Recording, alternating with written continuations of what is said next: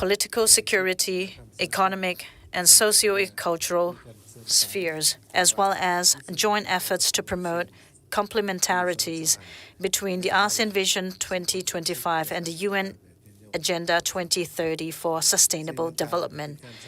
This partnership reflects our shared commitment to further strengthening the ASEAN-UN cooperation aimed at promoting stability, security, and sustainable development both in the region and globally, while upholding multilateralism. Today's summit provides a valuable opportunity to review and chart the future course for enhancing the ASEAN-UN comprehensive partnership towards greater tangible outcomes. It also reaffirms our commitment to multilateralism, especially amid the complex and rapidly changing geopolitical and geoeconomic dynamics across various regions, in our shared pursuit of maintaining peace, stability, and development in the region and beyond. And with that, I would like to invite His Excellency Antonio Guterres, Secretary General of UN, to deliver his opening remarks. Your Excellency, Mr. Chair, Prime Minister Sifandone, thank you for your warm welcome and congratulations on your leadership of ASEAN this year. Distinguished leaders of ASEAN, Excellencies, ladies and gentlemen, for nearly 6 decades, the family of Southeast Asian countries has blazed the path of collaboration. Every day, you grow more integrated, dynamic, and influential. And our ASEAN-UN partnership is growing ever stronger too, and it is today a strategic partnership from the point of view of the United Nations. The ASEAN-UN Plan of Action is making important progress across the political, security, economic, and cultural fronts. And I'm particularly grateful for the important contribution of ASEAN members to our peacekeeping operations.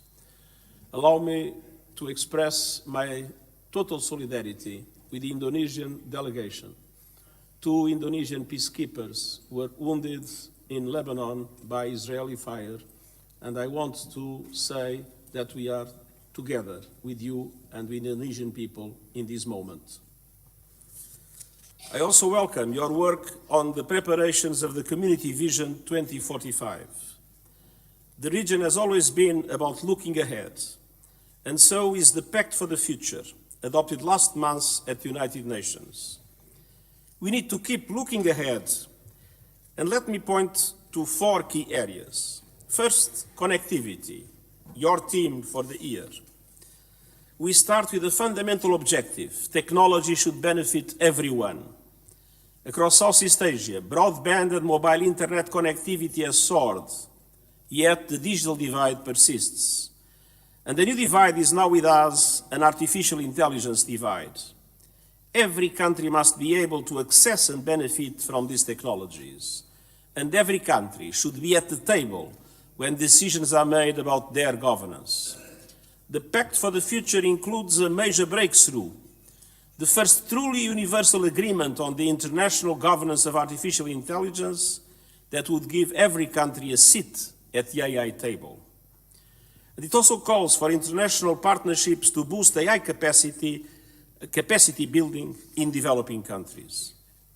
And it commits governments to establishing an independent international scientific panel on AI and initiating a global dialogue on its governance within the United Nations. Second, finance. International financial institutions can no longer provide a global safety net or offer developing countries the level of support they need. The Pact of the Future says clearly we need to accelerate the reform of the international financial architecture, to close the financing gap of the Sustainable Development Goals, to ensure that countries can borrow sustainably to invest in their long-term development, and to strengthen the voice and representation of developing countries. And this includes calling on G20 countries to lead on an SDG stimulus of $500 billion a year, substantially increasing also the lending capacity of multilateral development banks, recycling more special drawing rights, and restructuring loans for countries drowning in debt. Third, climate. ASEAN countries are feeling the brunt of climate chaos, disasters like the super typhoon Yagi, while the 1.5-degree goal is slipping away. We need dramatic action to reduce emissions. The G20 is responsible for 80% of total emissions. They must lead the way. And I welcome the pioneering Just Energy Transition Partnership in Indonesia and Vietnam. By next year, every country must produce new NDCs aligned with limiting the global temperature rise to 1.5 degrees Celsius. Developed countries must keep their promises to double adaptation finance, and we need to see significant contributions to the new Loss and Damage Fund. Every person must be covered by an alert system by 2027 through the United Nations Early Warnings for All initiative. We must secure also an ambitious outcome on finance at COP29. Fourth and finally, peace. I recognize your constructive role in continuing to pursue dialogue and peaceful means of resolving disputes from the Korean Peninsula to the South China Sea.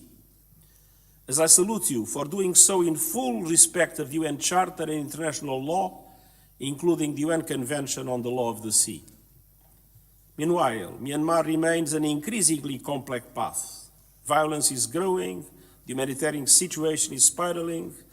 1/3 of the population is in dire need of humanitarian assistance, millions have been forced to flee their homes, and 7 years after the forced mass displacement of the Rohingya, durable solutions seem a distant reality.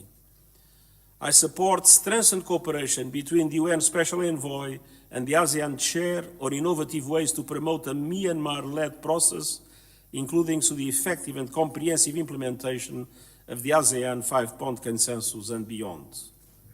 The people of Myanmar need peace, and I call on all countries to leverage their influence towards an inclusive political solution to the conflict and deliver the peaceful future that the people of Myanmar deserve. Excellencies, ASEAN exemplifies community and cooperation. You are far more than the sum of your parts. In a world with growing geopolitical divides, with dramatic impacts on peace and security and sustainable development, ASEAN is a bridge builder and a messenger for peace.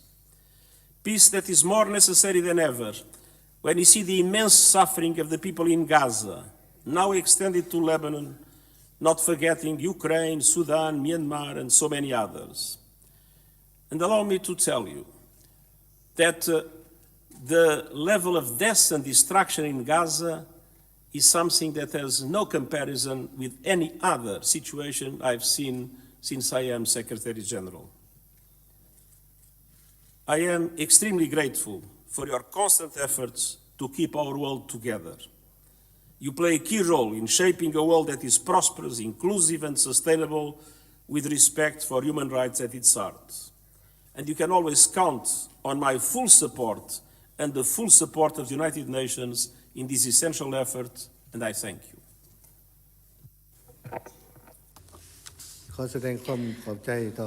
Thank you, Your Excellency Antonio Guterres, for your opening remarks. And before we proceed to the closed sessions, I kindly invite members of the media to vacate the meeting room. Thank you. Thank you, Your Excellencies, for the opening remarks. We wish to thank the media for covering the